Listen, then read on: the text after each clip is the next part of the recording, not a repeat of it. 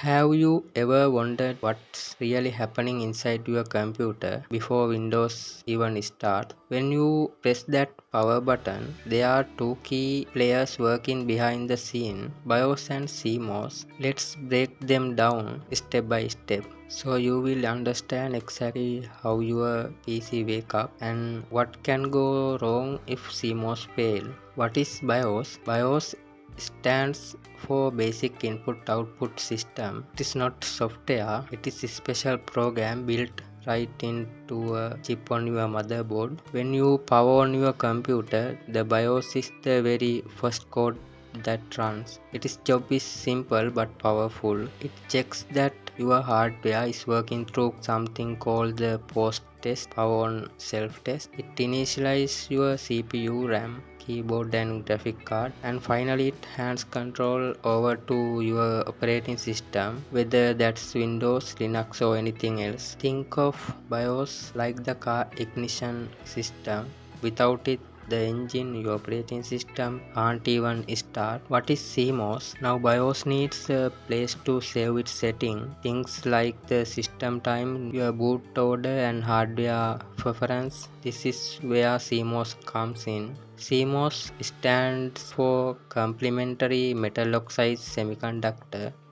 In simple terms, it's tiny memory chip on your motherboard. Unlike your hard drive, CMOS doesn't store file. It only store configuration setting, and because it's low power chip, it uses a small coin-shaped battery, usually a CR2032, to keep its memory alive even when your PC is turned off. Without the battery, every time you are power down, the CMOS memory is wiped clean. So what's the difference? BIOS is the program, the instruction. CMOS is the memory that saves the setting for those instructions. Imagine a teacher and a notebook. The BIOS is the teacher who knows the lesson plan. The CMOS is the notebook where the teacher write down the current day's note so you don't forget tomorrow. Both work together. If the teacher is missing, there are no lesson. If the notebook is missing, the teacher has to start from scratch every time. BIOS and CMOS are crucial because they make your computer personal and functional. Without BIOS, your system won't even boot. You will just have